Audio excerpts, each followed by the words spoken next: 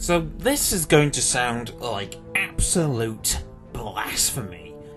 Until the Dead Space remake came out earlier this year, Dead Space 3 was my favourite Dead Space.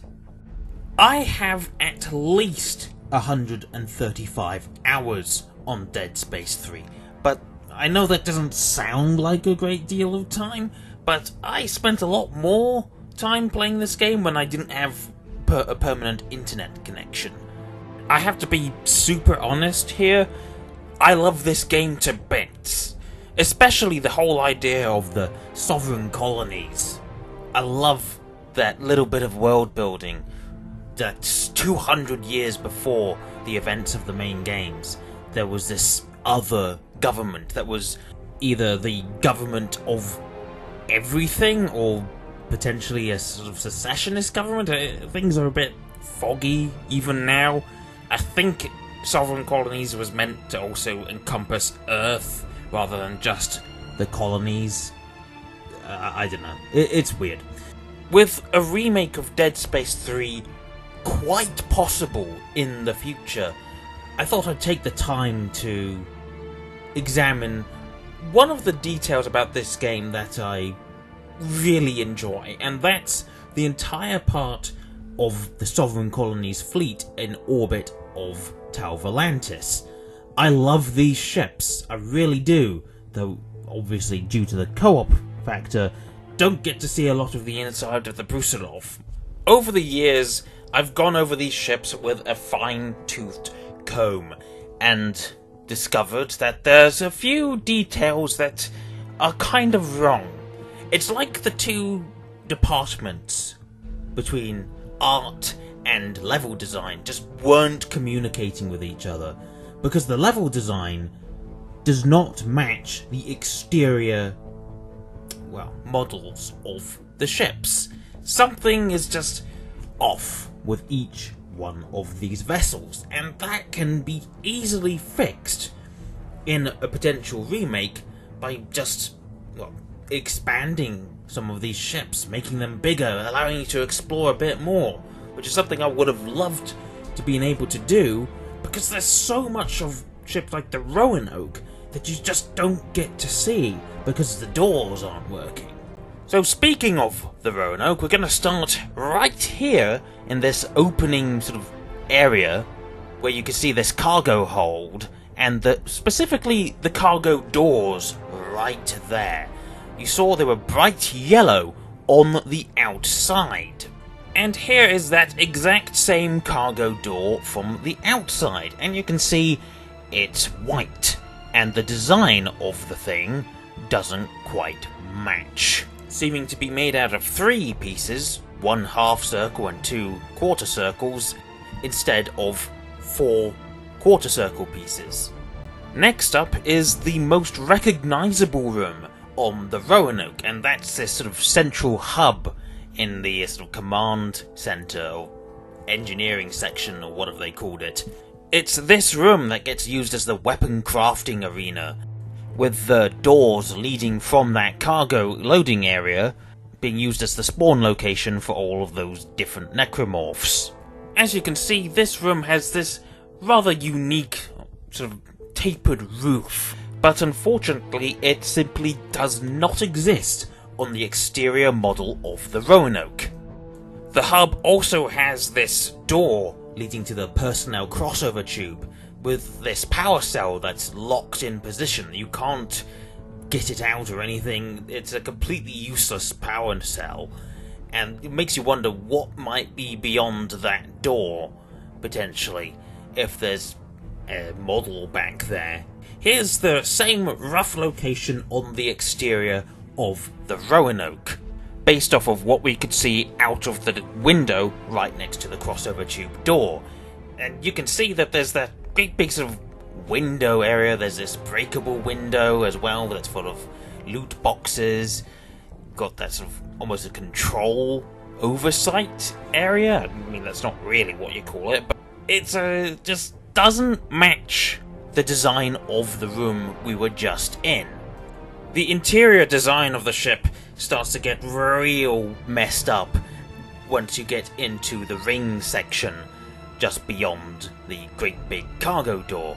Because you can see we're right underneath the crossover tube. When you just go a few feet over to the left, and suddenly, as we walk back to the door here, suddenly we're above it. That makes no sense, and I really hope that in the remake, if that even happens, I really hope that gets addressed, because that is really poor design. And just for a bit of context, here's that exact same area on the outside of the Roanoke. This is roughly where that window was supposed to be, and as you can see, no windows, but it's the right place. Now take a look at the ring system here, and you can see that there's hardly any windows leading up to ventilation tube with all the fans in, but then there's windows on the other side of the ventilation tube. But you don't get to go to that place in normal gameplay. You've also got this sort of slight angled window right here, which I think is meant to be the Admiral's office, but, well, we'll get into that in just a little moment. So we're back inside the ring here, and as you can see, a whole bunch of windows that are in a place where on the exterior model, they simply aren't.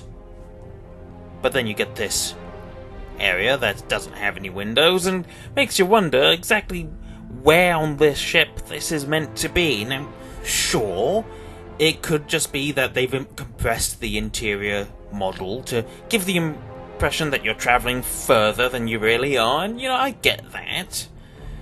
But sometimes you need to pay attention to the design of the ship. And, you know, I've got to admit, I didn't actually think about this room, the conference room, because this room has a whole bunch of windows right above me, and I'm too busy shooting the necromorphs to actually pay attention. But yeah, a whole bunch of windows right above, making up the ceiling of this particular room, and they're not represented on the exterior model either. Now we go back into crew access, we're gonna get jumped by the necromorphs again, and we're practically right next to the ventilation tube now. In fact, the access is to our left right there, and to our right is a lift, which we'll be focusing on in just a little bit. So here's that lift. It goes up to Admiral Graves' quarters. It says officers' quarters or whatever. But then we go across the hall, look out the window, and we can see we're right next to the crossover tube, the ventilation tube rather, that leads to the central command saucer in the middle. Get another look at the personnel crossover tube as well. And that is meant to be this section on the exterior of the Roanoke. It's not looking quite the same, is it? But we're not done yet. We are now inside the ventilation tube, and you can see that there are some fairly large windows providing a little bit of light in here, I guess for anyone who might have been in here doing a bit of maintenance. One big window right here, and there's another big window as well, right in between the two fans, this annoying stasis pack, and there's another window after the two fans closer to the command saucer. So 3 great big windows on the ventilation tube, on one side as well, I might add. So, of course, once again, the exterior model of the Roanoke simply doesn't match. You can see that there's 4 small windows on each section. In fact, there's 8 small windows, 3 lots of 8, and I believe they're on both sides. In fact, there's 4 lots of 8 on both sides of the ventilation tube. That simply doesn't add up. Now we're getting into one of the more egregious parts of the design of this ship. We are coming out of the ventilation tube right there. And we're going to say that we're coming from the north. So we've just come north, and to the sort of northwest is a door. Well, it's not just a door, it's a lift, an elevator going up to the command saucer. So more or less on the northwest of the great big command section here in the middle. Pretty simple stuff, you would think. So we get in the lift. Remember, it's on essentially the northeast side of the ship, if we're counting the ring as the north section of the vessel. And then it puts us into this cutscene area here, and you can see out of the window of this command saucer, we can see what is the accommodation block on what is essentially the west side of the ship. And it's at this point that I realise I need to start doing some diagrams. So here's a rather crude diagram of what the Roanoke looks like.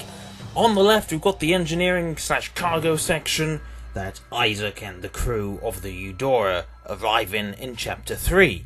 Then you've got the access ring at the bottom of the picture, the two crossover tubes, the crew crossover that leads directly from the engineering section, and the ventilation crossover that leads from the access ring. Then, of course, in the middle you've got the command saucer, and to the right you've got the crew accommodation block, the crew quarters, essentially. Now we have Isaac's route from the engineering section to the power generator at the base of the command saucer. As you can see, he takes that slight detour through what I believe is the conference room. Well, it's the conference room on the interior design. The exterior design, I think that's meant to be the conference room. Can't tell because, of course, the designs don't match. And then once he exits the conference room, he's got a short walk towards the ventilation crossover. And then he goes down the ventilation crossover, up a ladder into the generator room, takes a right, and goes into the lift. Now this is the logical route of that lift.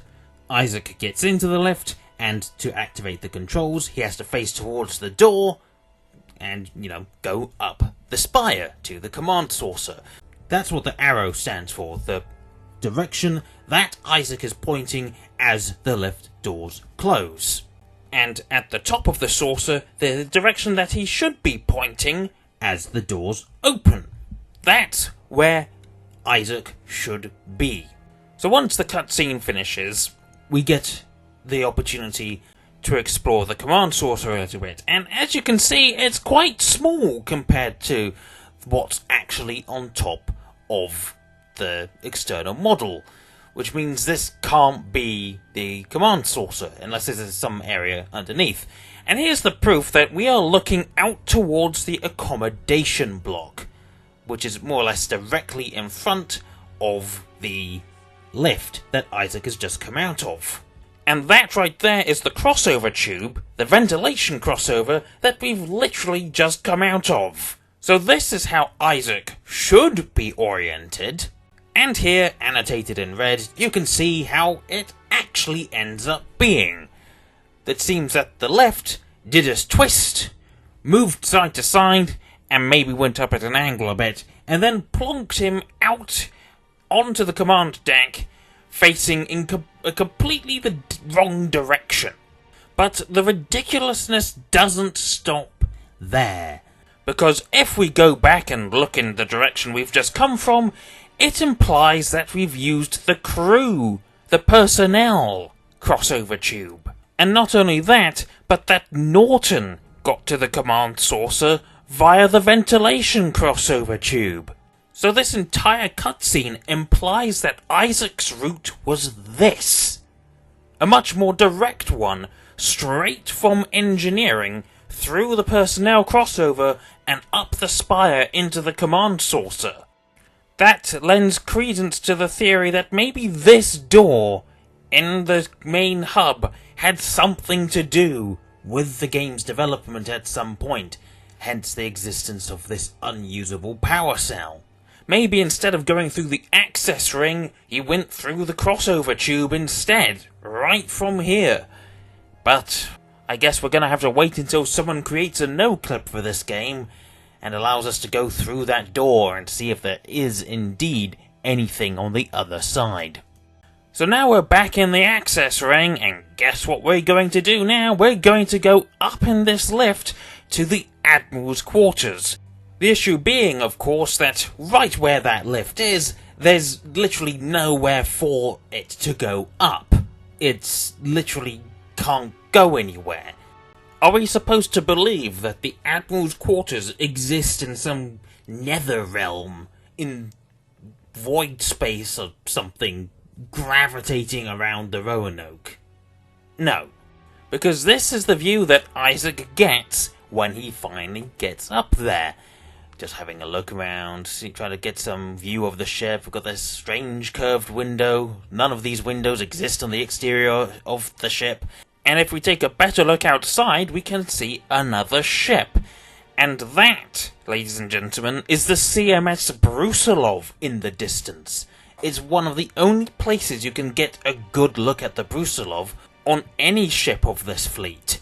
So either Admiral Graves' office is really high up, or if we go by the blue orientation arrows, the same way that we did with the command saucer lift, this should actually be a view of the CMS Greeley or the CMS Terra Nova, not the Brusilov. Instead, it seems Admiral Graves' office is in the crew accommodation block, right where that great big red dot is, more or less. Because that area gets a perfect view of the Brusilov. And I imagine that this would be the most likely area for Admiral Graves' office in relation to the exterior model of the Roanoke. The view of the Brusilov is more or less unobstructed, although there is no part of the Roanoke that you can see outside of Graves' window. And so the final part about the Roanoke is its command saucer, which I already mentioned is quite small on the interior model. As you can see, we've got this massive command saucer with a ring of windows around the lower edge of the saucer.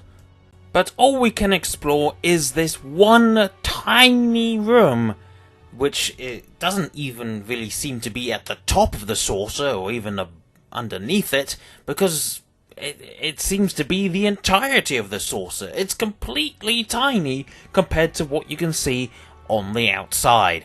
It's simply the wrong size. Now we move on to the skip, or SK1P, and really there's nothing wrong with the skip itself. The seats are as normal.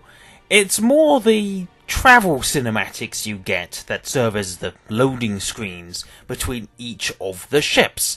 So here we're going to the CMS Greeley, the next major ship you can get to explore. We get another look at the Roanoke as we're moving away. For some reason the skip decided to do a big loop for some reason. And the main issue with these cinematics is, well, the fact that the skip itself is in the wrong orientation. Time for more diagrams! So here's an annotated screenshot of the middle of one of these travel cutscenes. Red stands for the direction of travel that the ship is moving. As you can see, it's more or less in line with the camera.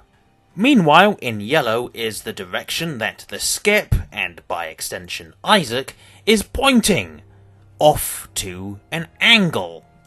Now when the ship is flying, it's fine. It doesn't really make a difference. It's only when it's landing at each of the ship stations that it really starts to grain on me. So this is what it looks like as the skip is pulling into the station for the CMS Greeley. It's not easy to tell, is it? It kind of looks almost like it's meant to be doing that, but let's just have a brief look at the cutscene.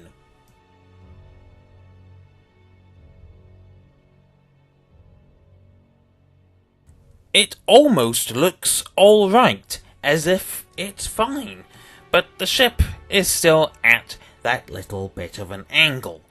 And this just so happens to be the best of these landing animations. The rest, not so much, because this is how it looks when you're coming into the station for the Roanoke.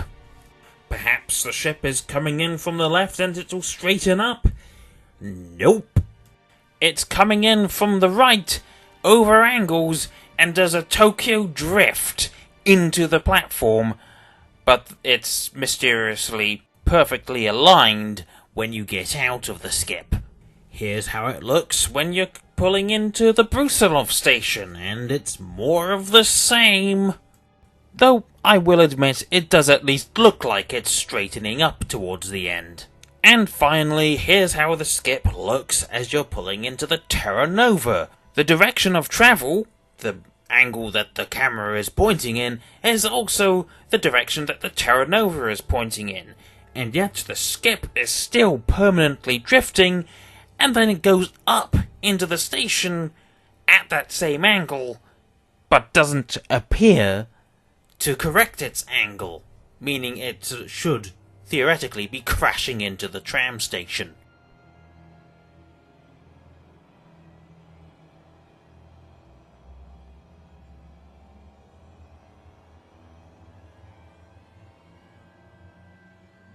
So yeah, that's definitely something to sort out if this game ever gets a remake.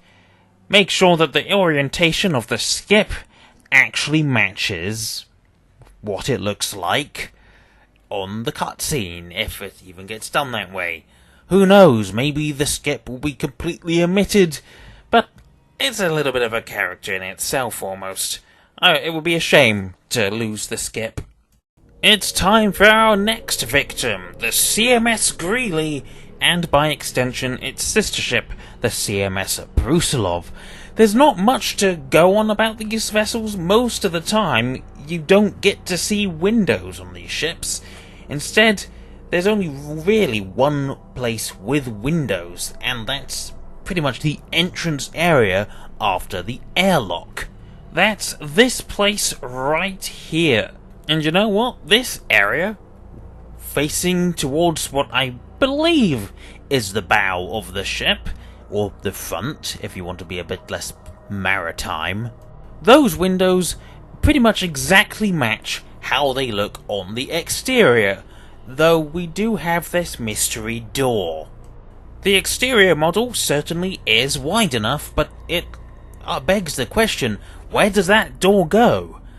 I suppose maybe it's a storage room, and we just can't see because that door never gets power. However, things stop adding up once you get downstairs onto the second level, because we've got more windows in more or less exactly the same orientation, however, pretty much directly starboard. We're going to go back up the ladder and show you where those original windows are, and look, they're right there. It seems like a reuse of this specific walls and windows asset, because, well, unfortunately, this area doesn't really exist on the exterior model. Can you see where those starboard windows are? Because I can't. It looks like they'd be where the Sovereign Colony's eagle crest is, but they simply aren't there. So yeah, that's another little oversight with this ship, and the Brusilov by extension. And that's pretty much all I can say about these light frigates. There aren't any other windows that you can really see and draw a correlation to the exterior model, so that's pretty much where I have to end it for the Greeley and the Brusilov. But we're not done yet, because we can move on to another ship. The CMS Terra Nova, the almost Ishimura-looking vessel in the Ghost Fleet. Now, I haven't used any footage of the ship from the Awakened DLC. It's not that I don't have it, it's just that I didn't really bother. So at some point I may make an addendum on the ship's power core, which we do get to see in the Awakened DLC. Now, due to the size of the Terra Nova, this is the only ship in the fleet that you can't actually get a good outside look on.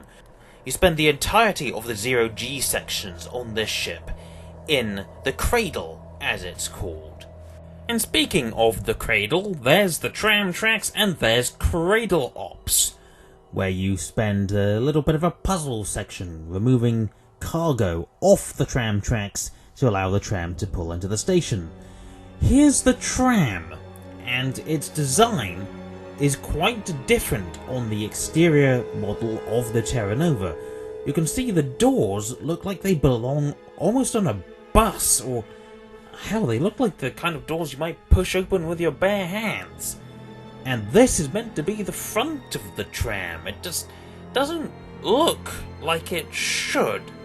Note that orientation of the tram. The front of it, as you can see, is pointing towards the aft section of the Terra Nova and the shuttle bay, just like you get whilst you're travelling on the tram between the separate stations. However, when we get inside Cradle Ops, it's a different story. Now, not only does the tram look different, it has headlights, and they're pointing forward towards the bow of the ship.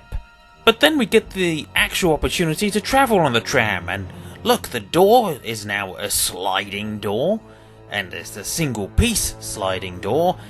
And then when we want to travel to the different stations, look, the front of the tram is once again facing towards aft section.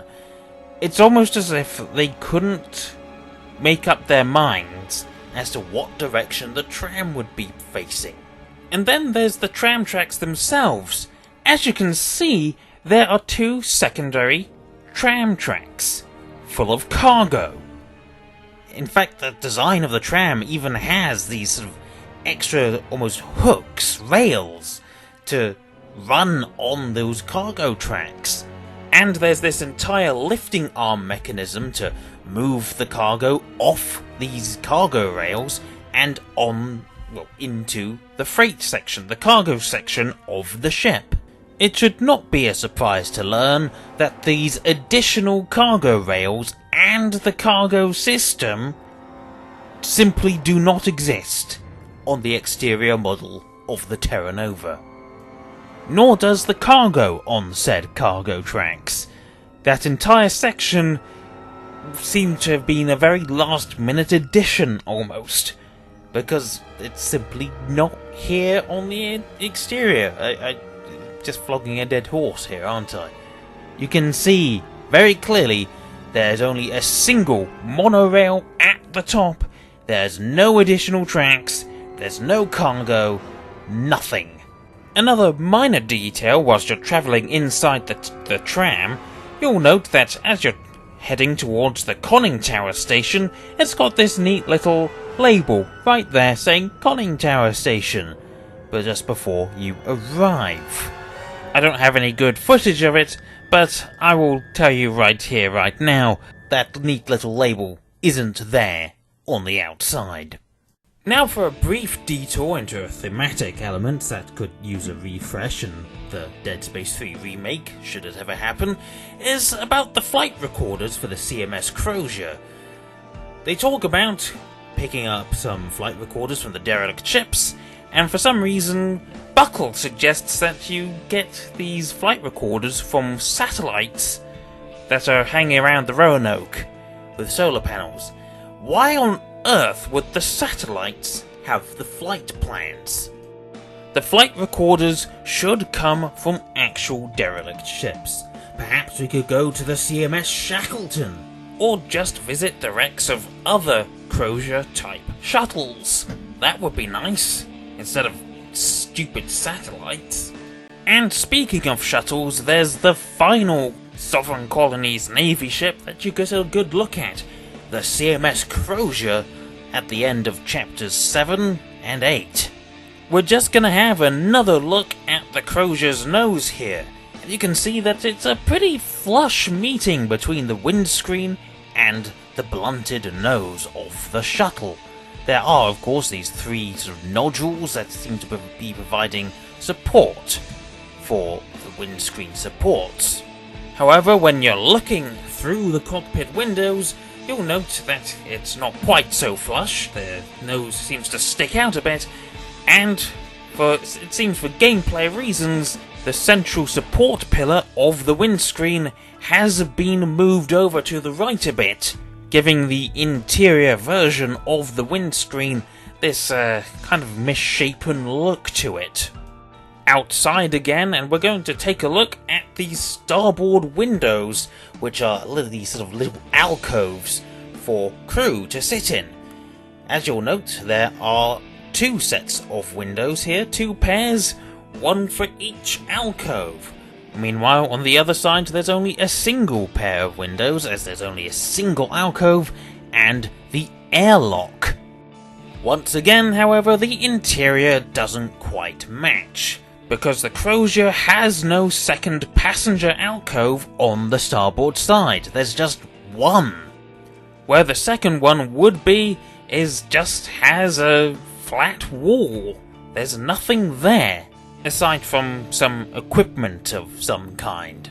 And the final, perhaps most glaring inaccuracy about the Corsair is the fact that the door interface on this inner door is the Dead Space 2 style UI that you see on Titan Station and the Lunar Colony at the beginning of the game. Why on earth would the Corsair have a door interface UI that is 200 years younger than it? Okay, I'm done. That's pretty much everything that I can find about the ships. I don't do this because I hate the ships, because I hate the game. I do it because I love the ships and I want them to be better. So, if EA Motive ever does watch this video, please make my beloved Sovereign Colonies warships better. And allow me to, explore them a bit more thoroughly, because I'd love to see so much more of these ships, especially the Roanoke. The Roanoke is such an interesting ship, or space station, I guess.